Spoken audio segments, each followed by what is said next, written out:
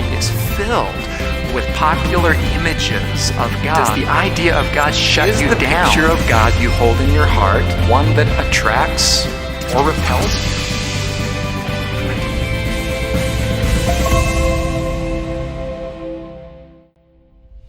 Ma fille Amber me ressemble vraiment beaucoup, je veux dire vraiment.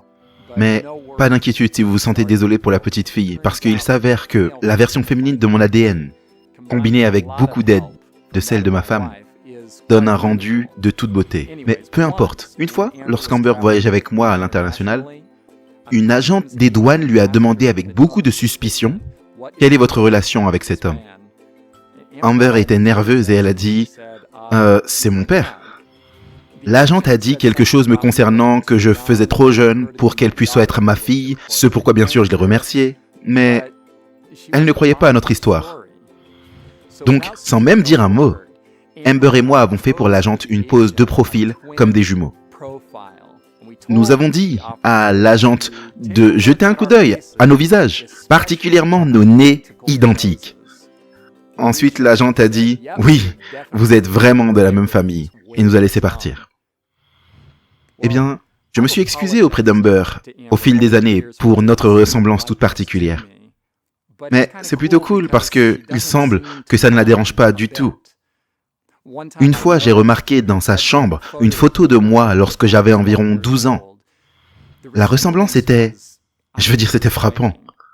Donc je lui ai demandé, simplement pour vérifier, ce qui se passait dans la tête de ma petite fille.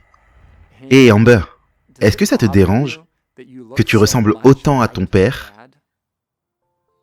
Je n'oublierai jamais sa façon de petite fille de rigoler et la réponse qu'elle m'a donnée. « Non papa, j'aime te ressembler. »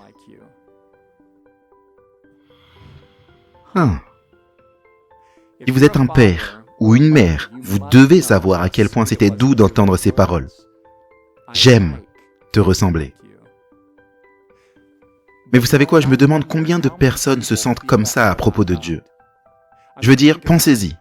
Je sais que c'est dur à avaler pour beaucoup d'entre nous, mais la Bible dit de manière répétée que Dieu est notre Père.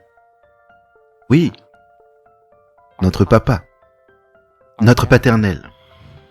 Même Jésus nous a enseigné à prier, notre Père qui est aux cieux. Et c'est très bien et très bon, mais cela soulève quelques questions sérieuses, n'est-ce pas?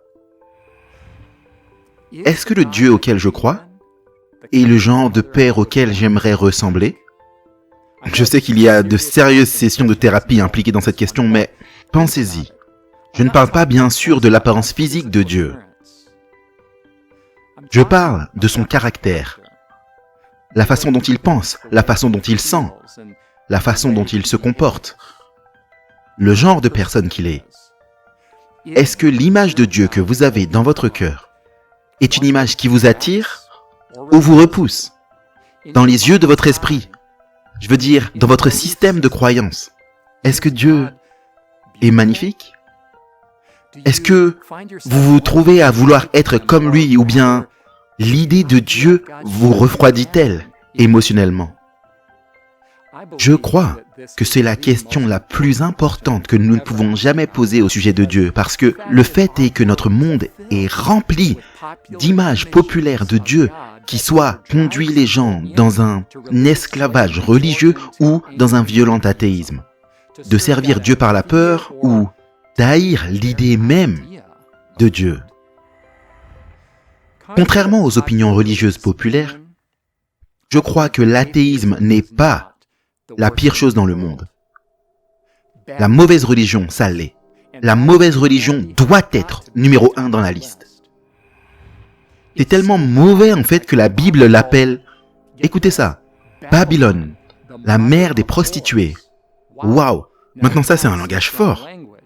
Et ensuite la Bible continue d'avertir les gens de fuir, de sortir.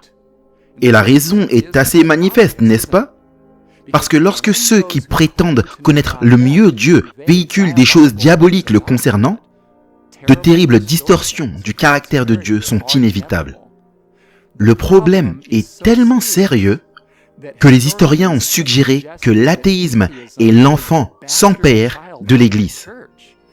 né dans notre monde comme une réaction émotionnelle et intellectuelle violente contre l'horrible image de Dieu dont l'Église a fait la promotion à travers les âges. Mais laissez-moi suggérer une autre possibilité. Peut-être que le seul vrai Dieu est tellement merveilleux que je me trouverais tombé amoureux de lui si je le connaissais comme il est vraiment. Babylone est tombée, sortez du milieu d'elle, mon peuple, déclare la Bible. En d'autres termes, fuyez de toute fausse image de Dieu vers les bras du seul vrai Dieu, qui s'avère être merveilleux à l'extrême. Je suis tellement heureux que cela ne dérange pas Amber de me ressembler. Après tout, elle n'a aucune autre possibilité dans cette affaire. Mais avec Dieu, nous avons tous assurément le choix. Donc je suis vraiment content qu'il soit le genre de père auquel j'aimerais ressembler. Qu'en est-il de vous? Dieu est-il merveilleux à vos yeux?